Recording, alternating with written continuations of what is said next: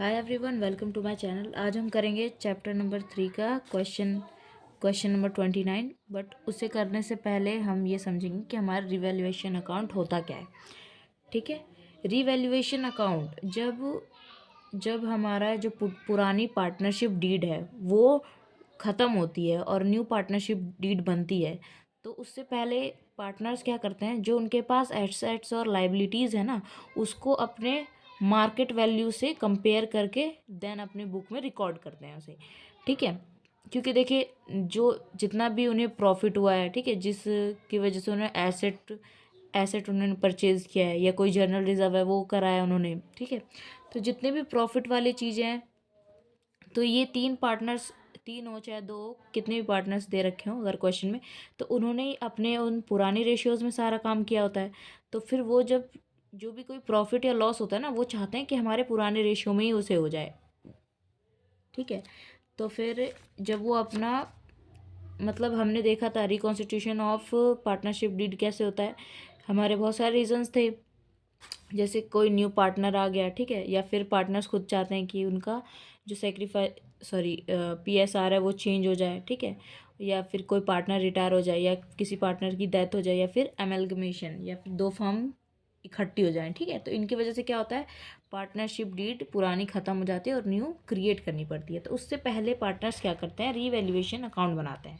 ठीक है, जैसे कि मैंने आपको बताया कि मार्केट वैल्यू से उसको कंपेयर करते हैं। ठीक है, तो ये देखिए हमारे प्रोफॉर्मा दे रखा है इसका। देखिए जितनी भी अच्छी चीज़ें होंगी, देखिए क्या कहते हैं, एसेट्स हैं हमारी, अगर इंक्रीज़ हो गई, ठीक है, तो ये क्या है, फर्म के लिए अच्छा है। तो फिर वो अच्छी जितनी भी अच्छी चीज़ें होंगी वो सारा पार्टनर्स क्या करेंगे, क्रेडिट कर देंगे। और जितनी भी फर्म के लिए बुरी चीज़ें होंगी, जैसे कि कोई लाइबिलिटी निकल आई अचानक से, ठीक है, और हमारी एसेट की वैल्यू डिक्रीज़ हो गई, तो फिर वो जितनी भी बुरी चीज़ें होंगी वो किस तरफ आएंगे, डेबिट। डेबिट क्या होता है, कोई एक्सपेंस होता है, अगर हमारे अकाउंट में कमी हो जाती है तो फिर वो क्या कहते हैं, उसको डेबिट कर देते हैं हम।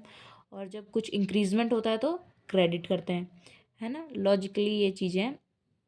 देखिए यहाँ पे 3-4 चीज़ें हमें बता रखी हैं कि डेबिट क्या क्या होती हैं। Decrease in value of asset, अगर हमारे एसेट की वैल्यू डिक्रीज़ हो गई है तो वो अच्छी बात है, फर्म के लिए अच्छी बात नहीं है ना।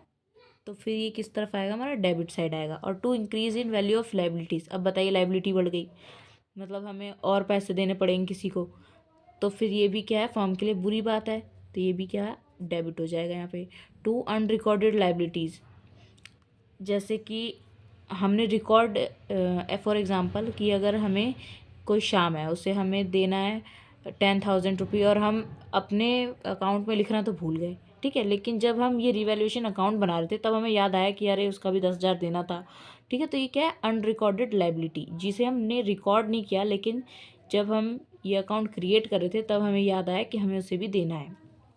तो ये भी क्या है, फर्म के लिए बुरी बात है, तो ये क्या हो जाएगा, डेबिट हो जाएगा। अब ध्यान देखिए, credit by increase in value of assets, अगर हमारे एसेट की वैल्यू इंक्रीज हो जाएगी तो ये अच्छी बात है फर्म के लिए, है ना। तो फिर ये हम क्या कर देंगे, credit. Decrease in value of liabilities, अब हमारी कोई लाइबिलिटी कम हो गई तो फिर उसके लिए भी फर्म को क्या होगा, फ़ायदा होगा, तो वो भी क्रेडिट। बाय अनरिकॉर्डेड एसेट्स, अब देखिए कोई जैसे कि हमने ये अकाउंट क्रिएट करते करते हमें ये पता चला कि हमें किसी से पैसे लेने हैं, ठीक है, और लेकिन यहाँ पे देखिए एसेट की बात हुई है, तो फिर ऐसा कुछ भी हो सकता है कि जो हमारी मशीनरी वगैरह है, कोई हमारी, अगर हम उसको ले लें, टाइपराइटर हो गया, ठीक है, तो फिर वो हमारा क्या है, रिकॉर्डेड एसेट, हमें तो पता ही नहीं था हमारे पास ये भी है, ठीक है, तो फिर वो भी क्या है, फर्म के लिए फ़ायदेमंद है, तो ये क्या, क्रेडिट हो जाएगा वो। और यहाँ पे तो प्रॉफिट और लॉस, ये तो आपको पता ही है कि प्रॉफिट हमारा डेबिट साइड आता है और लॉस हमारा क्रेडिट साइड आता है, ठीक है। अब इसका हम क्वेश्चन सॉल्व करते हैं। 29th वाला question, A B and C are partners in a firm sharing profit in the ratio of 3:2:1। ठीक है, ए बी सी हमारे पार्टनर है जिनकी प्रॉफिट शेयरिंग रेशियो कितनी है, 3:2:1। ये इनकी बैलेंस शीट है फर्म की, ठीक है। देन ये चाहते हैं अपने प्रॉफिट को चेंज करना चाहते हैं, तो 4:3:3 में। अब इनके पास देखिए यहाँ पे एडजस्टमेंट है कुछ, तो ये जो एडजस्टमेंट्स होती है ना वही हमें कहाँ दिखानी होती है, रिवैल्यूएशन अकाउंट में दिखानी होती है। ठीक है, premises will be appreciated by 10%। जो अब हमारी प्रमाइसेस है, प्रमाइसेस मतलब जो हमारे फैक्ट्रीज वगैरह, मतलब जो हमारी प्रॉपर्टी होती है उसको कहते हैं हम प्रमाइसेस। ठीक है, वो क्या है, उसकी मार्केट वैल्यू 10% बढ़ गई, तो ये अच्छी बात है। ठीक है, ये हमारा किस साइड आ जाएगा, क्रेडिट साइड। स्टॉक भी बढ़ गया हमारा, ये भी क्रेडिट साइड। ठीक है, provision for doubtful debt is to be made on debtors 4%। अब बताइए कि हमें कुछ शक है कि भाई डेटर्स हैं, हमें जिनसे पैसे लेने हैं 2,50,000, हमारे इतने डेटर्स हैं, तो हमें लग रहा है कि 4% जो डेटर है ना वो शायद हमारे पैसों को क्या कर दे, डुबो दें। तो उसके लिए क्या कर लेते हैं, पार्टनर्स पहले से ही प्रोविजंस बना के रख लेते हैं उसके लिए कि पैसा ये डूबेगा तो हमारे पास ये सेविंग्स होंगी। ठीक है, तो इसको अब ये क्या है, बुरा ही है एक तरह से पार्टनर्स के लिए कि इनका लॉस हो रहा है ये, तो फिर ये किस साइड आएगा, डेबिट साइड आएगा हमारा। Sundry creditors be reduce by 15,000। अब बताइए यहाँ क्रेडिटर्स जिनको हमें पैसे देना है।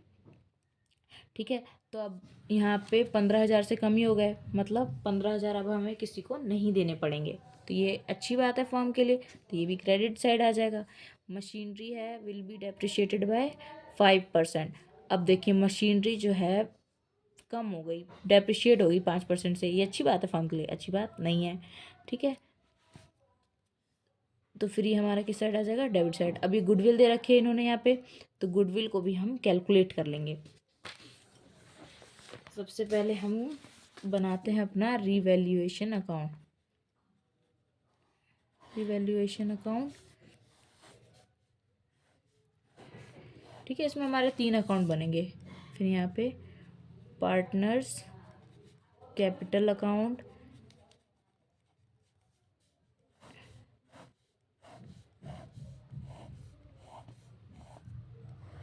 देन हमारा लास्ट में आएगा बैलेंस शीट, हमारी लाइबिलिटीज़, हमारे एसेट्स।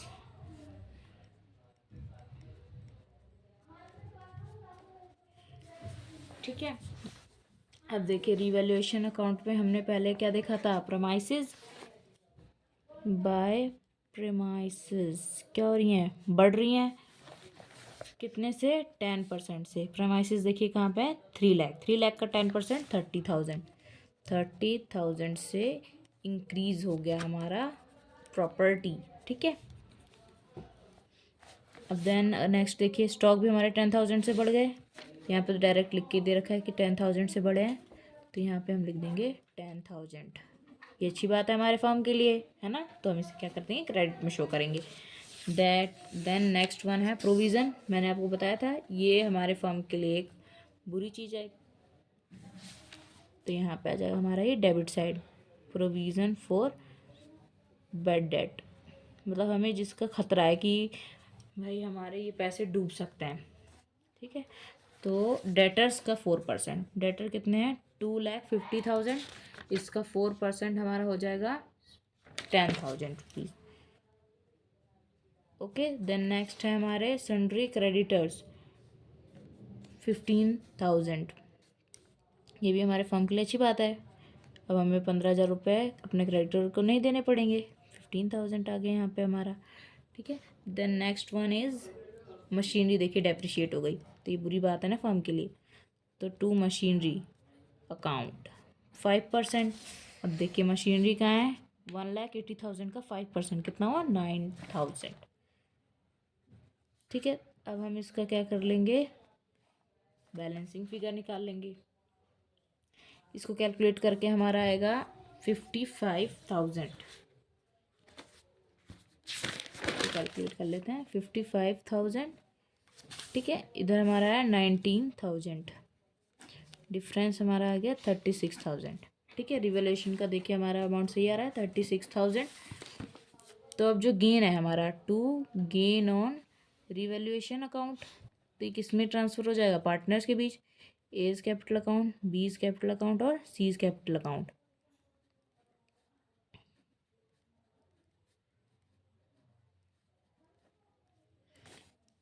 और जो ये अमाउंट है हमारा, सारा काम जितना भी होगा इसमें हमारा ओल्ड रेशियो पे डिपेंड है, ठीक है, क्योंकि अब हमें चेंज करने से पहले का काम है ये, तो सारा किस में होगा, ओल्ड रेशियो में ही होगा, ठीक है। तो हमारा 36,000 का ओल्ड रेशियो में 3:2:1 है हमारा ओल्ड रेशियो, तो 3/6 हमारा है 18,000। देन नेक्स्ट वन इज 12,000 और 16,000। इस अकाउंट को हम क्लोज कर देंगे अब। देन अब देखिए नेक्स्ट वन, ये हमारा पर्टिकुलर, ये ए बी और सी, पर्टिकुलर ए बी और सी, ठीक है। सबसे पहले तो हम यहाँ पे क्या लिख लेते हैं, पार्टनर के कैपिटल अकाउंट का बैलेंस बाय बैलेंस बीडी। सबसे पहले आप यही लिखना, ठीक है। बैलेंस बीडी क्या है पार्टनर्स का, 3 लाख 1,50,000 और 1 लाख, 3 लाख 1,50,000 और 1 लाख, ठीक है। अब देखिए, जब आप ना ये अकाउंट बनाओ तो हमेशा अपने बैलेंस शीट में आप लायबिलिटी और एसेट साइड देख लो, कोई हमारे एक्यूमुलेटेड प्रॉफिट और लॉसेज हैं तो उसको सबसे पहले डिस्ट्रीब्यूट करना, ठीक है। तो देखिए, एक हमारा बस रिजर्व है यहाँ पे एक्यूमुलेटेड प्रॉफिट, और तो कुछ नहीं दिख रहा। एसेट साइड हमारा वो आता, क्या कहते हैं, एडवर्टाइजमेंट एक्सपेंस, वो भी नहीं है, और कुछ भी नहीं है रिजर्व के अलावा, और कुछ भी नहीं है। तो अब हमारा जो रिजर्व है 1,20,000 का, उससे हम डिस्ट्रीब्यूट कर लेते हैं to general reserve 1,20,000। Old ratio में इसे भी हम डिस्ट्रीब्यूट कर लेंगे, ये हमारा आ जाएगा 60,000, 40,000 और 20,000, ठीक है। अब देखिए, हमने यहाँ पे पार्टनर्स के का क्या है, प्रॉफिट आया, तो उसे भी हम क्रेडिट साइड शो करेंगे बाय रिवैल्यूएशन अकाउंट, ठीक है। कितना, 18,000, 12,000 एंड देन 6,000, ठीक है। ये हमारा हो गया कंप्लीट। देन अब देखिए यहाँ एडजस्टमेंट्स में, अब देखिए एडजस्टमेंट में आप जब भी ये करना ना, इसके ऊपर पेंडिंग डाल देना कि इसे हम बाद में सॉल्व करेंगे, ताकि हमें याद रहे कि हमारी 4 एडजस्टमेंट हो गई, एक रह गई अब, ठीक है। तो अब देखिए गुडविल का ट्रीटमेंट करना है हमें। गुडविल कितनी आई है, यहाँ पे हम वर्किंग नोट बना लेंगे एक। गुडविल हमारी है 48,000। अब हमें इसके लिए क्या निकालना पड़ेगा, सेक्रीफाइसिंग रेशियो। सेक्रीफाइसिंग रेशियो आपको पता है, sacrificing ratio old ratio minus new ratio. A का 3/6, बी का है 2/6, सी का है 1/6। ये सबके क्या है, ओल्ड रेशियो। इसमें से अब हम माइनस कर देंगे इनके न्यू रेशियो को। न्यू रेशियो क्या है इनका, 4/10,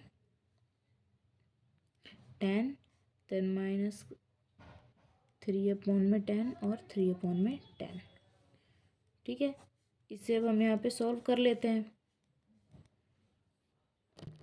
अब देखिए हमारा ये सारे पॉजिटिव हैं, तो ये क्या है, सेक्रीफाइसिंग रेशियो, ये सेक्रीफाइसिंग रेशियो, और ये हमारा नेगेटिव में है, तो ये हमारा क्या है, गेनिंग रेशियो। तो अब जो गेनिंग पार्टनर है सी, वो किन्हें देगा, ए और बी को, ठीक है। ये क्योंकि गेन कर रहा है तो इसे सेक्रीफाइसिंग रेशियो वाले पार्टनर्स को देना पड़ेगा, ठीक है। तो इसका हम अमाउंट कैलकुलेट कर लेते हैं, 48,000 इंटू 3/30, आगे हमारा 10, 4,800, 48,000 इंटू 1/30, ठीक है। तो ये हमारा देखिए तीनों अमाउंट आ गया। अब इसकी हम जर्नल एंट्री बना लेते हैं साथ के साथ, ठीक है। ये गेनिंग पार्टनर है तो सीज कैपिटल अकाउंट डेबिट, क्योंकि इसे पैसे देने ही है, एज कैपिटल अकाउंट को और बीस कैपिटल अकाउंट को, अकाउंट और बीस कैपिटल अकाउंट। कितने रुपए देने हैं, 6,400, ए को कितने मिलने हैं, 48, और बी को 16, ठीक है। अब इन वैल्यूज़ को ही हमें कहाँ पुट करना है, अपने पार्टनर्स के कैपिटल अकाउंट में। अब देखिए यहाँ पे किन किन का अकाउंट क्रेडिट हो रहा है था 48,000 से ए का, और बी का हो रहा है अकाउंट क्रेडिट 1600 से। लेकिन इन्हें ये पैसे कौन ला के दे रहा है? By C's capital account. ठीक है, हमें नाम सी का लिखना है लेकिन मिल किसको रहा है? ए और बी को। ठीक है, जेन्युइन सी बात है। अब यहाँ पे देखिए, यहाँ पे 2 एज कैपिटल अकाउंट 2 बीज कैपिटल अकाउंट, ये हमें लिखना है 2 बीज कैपिटल अकाउंट। ठीक है, इन्हीं को पैसे दिए हैं सी ने, तो सी का अकाउंट क्या हुआ है? क्रेडिट हुआ है, वो सॉरी डेबिट हुआ है। कितने अमाउंट से? ये 4800 से और बी का 1600 से। टोटल इसका 6400 चला गया। अब यहाँ पे इनका हम क्या कर लेंगे? बैलेंसिंग फिगर निकाल लेंगे।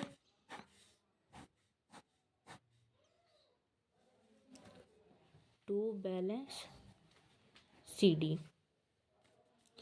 ये हमारा आ जाएगा यहाँ पे 3,82,800। देन ये आ जाएगा 2,03,600 एंड 1,19,600। ओके, तो हमारा अमाउंट आ गया यहाँ पे।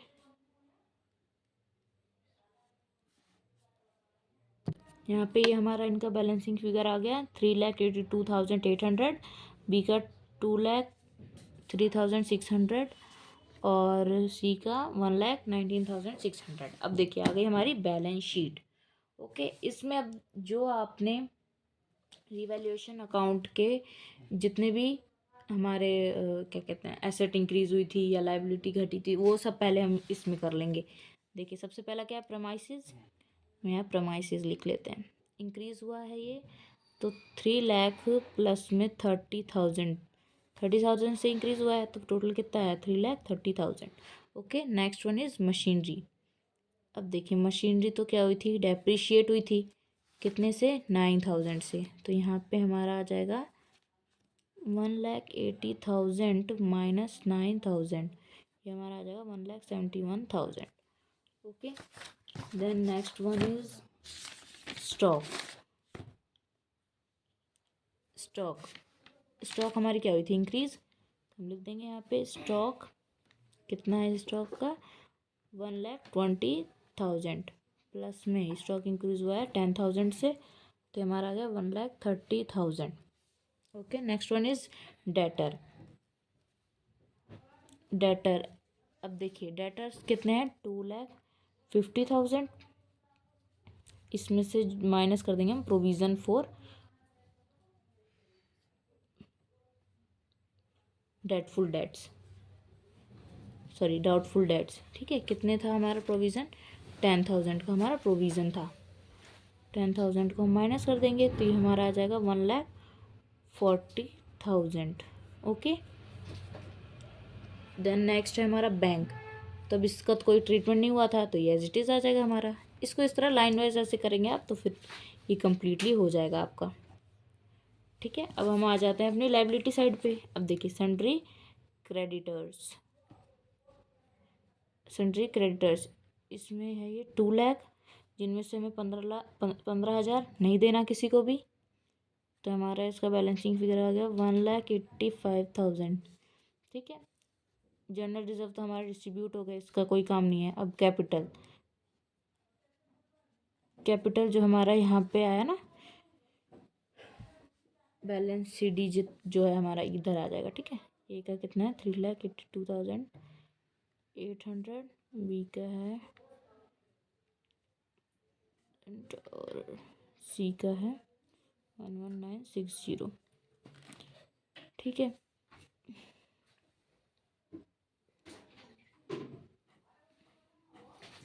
अब इसका हम क्या कर लेंगे? टोटल। ठीक है, इस साइड का हमारा टोटल आ रहा है 8,91,000। ठीक है, जो कि हमारा सही आंसर है बिल्कुल। देन इस साइड का भी 8,91,000 आ रहा है आंसर। ठीक है, इसके साथ ही हमारा बैलेंस शीट टैली हो चुका है। एंड आई होप आपको ये पूरा क्वेश्चन अच्छे से समझ में आया होगा। और ऐसे ही क्वेश्चंस जो हैं हमारे 4 चैप्टर के हैं सारे, ठीक है। तब हम उसमें ये रिवैल्यूएशन अकाउंट की जर्नल एंट्रीज भी करेंगे और एक बार और भी समझ लेंगे इसे, ठीक है। आई होप आपको ये पूरा क्वेश्चन अच्छे से समझ में आया होगा। अगर आपको समझ में आया तो ऐसे ही और सॉल्यूशंस के लिए मेरे चैनल को सब्सक्राइब कीजिए, अपने फ्रेंड्स के साथ शेयर कीजिए एंड मेरी वीडियो को लाइक करना मत भूलिएगा। Thank you and have a nice day.